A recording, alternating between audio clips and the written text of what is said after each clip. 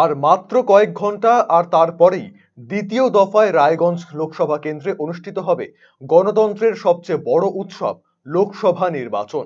এই নির্বাচনকে কেন্দ্র করে রীতিমতন তৎপর কমিশন।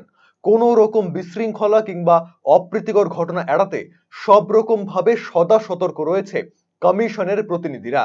কমিশনের নিয়ম অনুসারে নির্বাচনের আগের দিন অর্থাৎ বুধবার সকালেই ডিসিআরসিতে পৌঁছতে হয় ভোট কর্মীদের।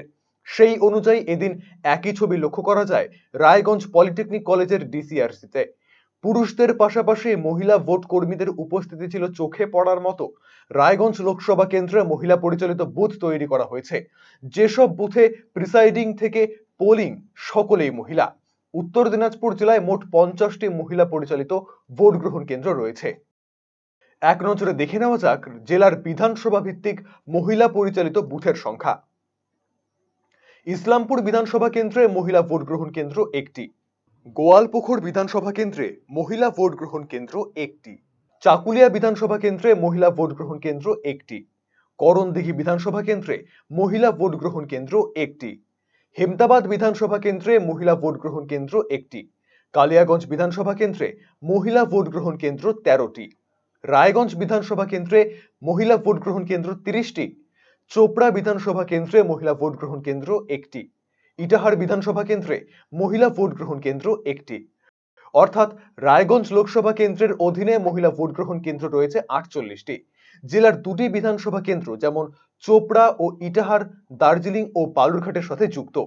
সব মিলিয়ে পুরুষদের পাশাপাশি মহিলা ভোট কর্মীরাও বুথে বুথে যাওয়ার জন্য প্রস্তুত।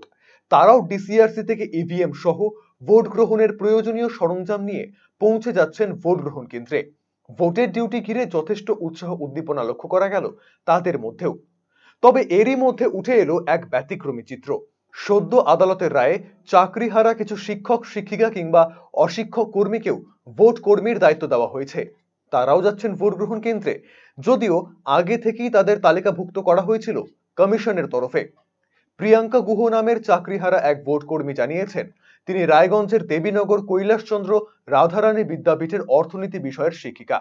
রায়গঞ্জ বালিকা উচ্চ বিদ্যালয়ের বুথে তার ডিউটি পড়েছে।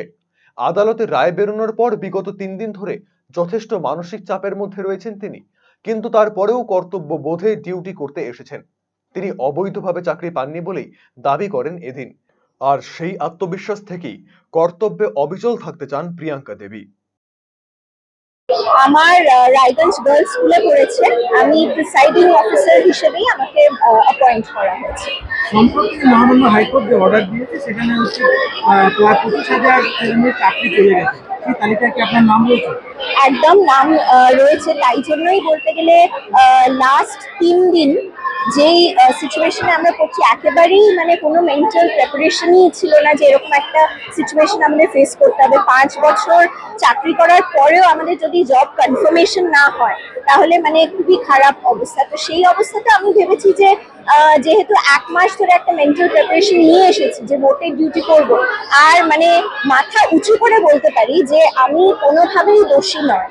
ওই জন্য আমি মনে করেছি যে এরকম একটা সিচুয়েশনে আমাকে আমার ডিউটিটা করা উচিত, এটা আমার একটা কর্তব্য। তাই আমি ডিউটিতে চলে এসেছি। যদিও ব্যাক অফ দ্য মাইন্ড অনেক চিন্তা আছে, অনেক মানে বলতে গেলে মন খারাপের অবস্থাও আছে, কিন্তু তাও আমি মনে করেছি যে আমাকে ডিউটিটা করা উচিত।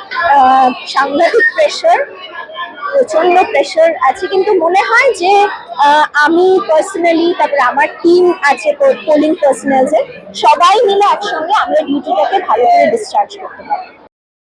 আরসিটিভি সংবাদ, রায়গঞ্জ।